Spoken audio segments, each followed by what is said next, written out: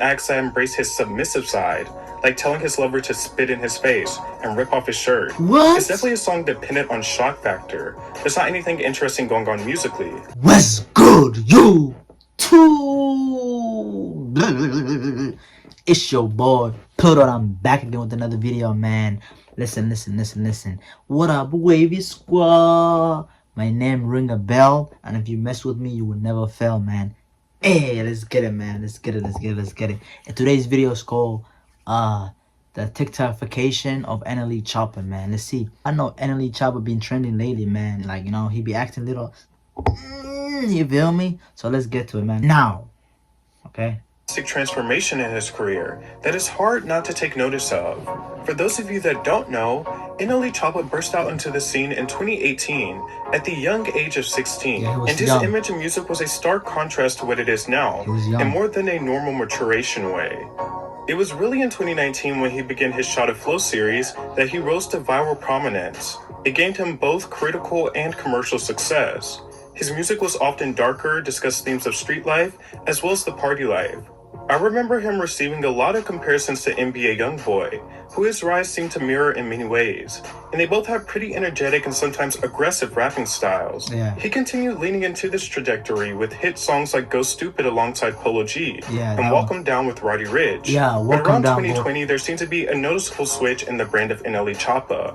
He went through this short-lived phase where he adopted a peace, love, happiness, and earth spiel, where he promoted veganism, holistic approaches, and distanced himself from his more hard-pressed themes of street life and darkness. This coincided with an album titled From Dark to Light. He often did meditations and made outrageous claims.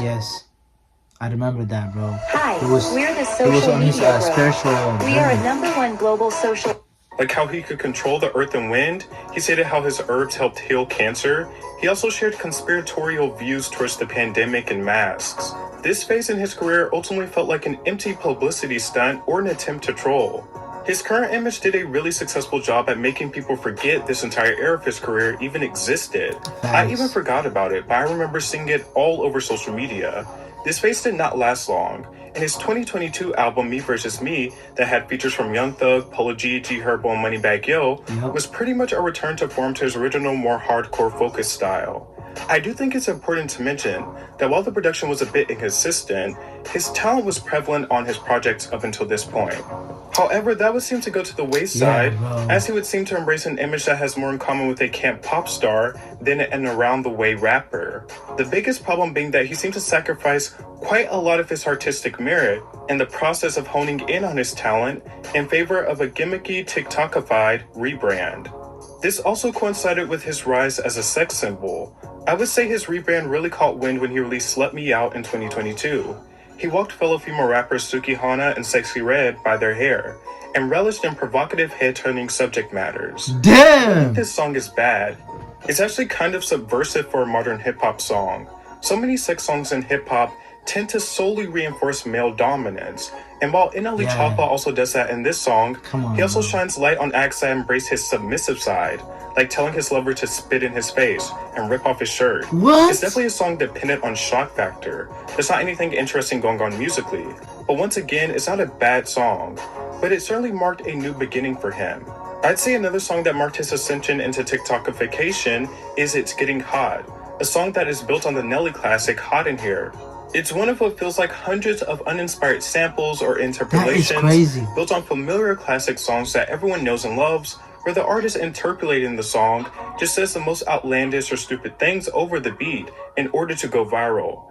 It sounds so cheap and poorly made. The thing I hate about these type of songs is that they are deceptive. They try to fool people into thinking they like them, or by concealing their laziness, by heavily utilizing a well-loved song pretty much verbatim without being transformative to the original production. There is no need for this. It's an empty vanity project. We then have Slut Me Out 2, which is a flamboyant dance pop sex anthem.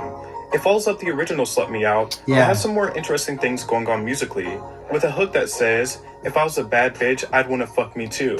It's inventive in ways, but it's one of those songs pandering very hard towards virality. Bro, Choppa, come on, I can't help but to think of Lil Nas X and his approach to artistry when hearing this song. And I feel like NLE has kind of meshed the best of both worlds. He kind of adopted that over-the-top flamboyance that Lil Nas X took Yes, on, come on. but he also has the charismatic heartthrob angle that Jack Harlow took on. I really do believe WAP set off a new precedent of virality in the age of TikTok.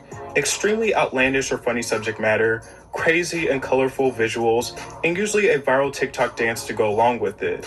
Following closely behind WAP came Montero Call Me By Your Name, which I view as a gay cartoonist extension of WAP. Oof. And then we have the lesser, whether that be in song form, rollout, or subject sad, matter, bro. which is Unholy The by Sam industry's Smith and falling Kim apart. Petras, and Paint the Town Red by Doja Cat, which both adopted religious imagery, but for lack of better words, just sounded like pedestrian shopping mall music or a song you hear in a kid's Halloween movie.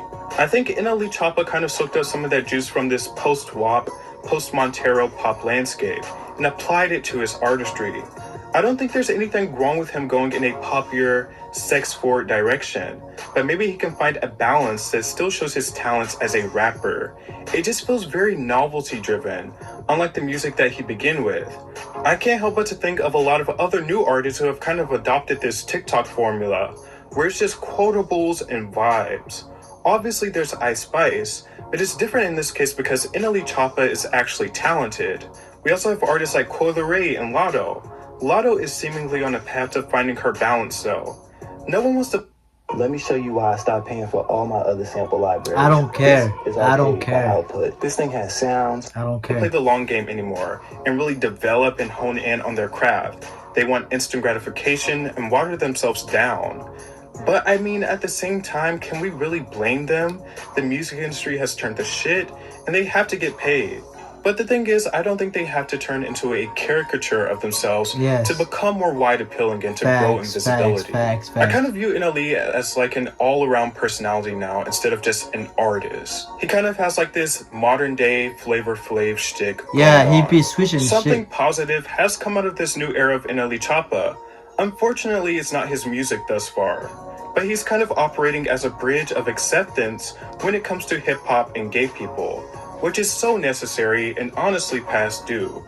We've had gay rappers and bi rappers ascend in the charts over the past decade, but unfortunately, LGBT people are still ruled out in greater conversations.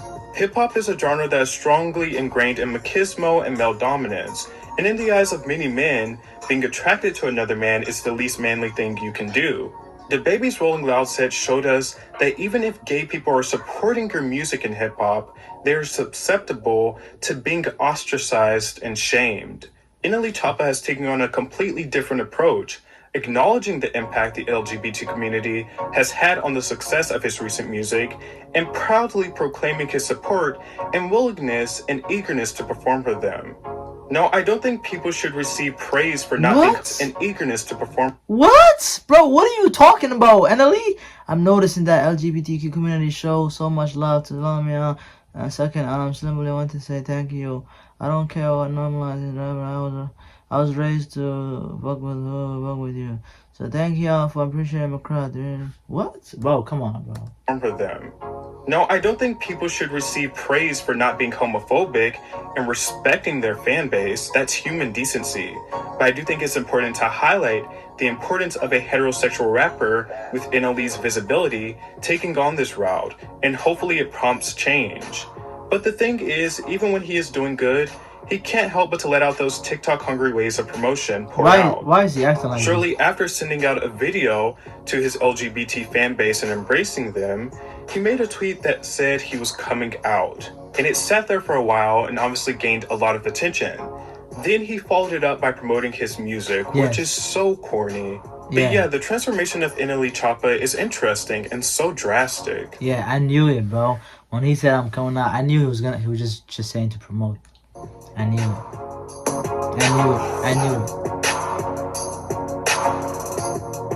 That's the end of the video, man. And listen, that's the end of the video, man. If y'all enjoyed the video, make sure to let me know some more video to react. We out.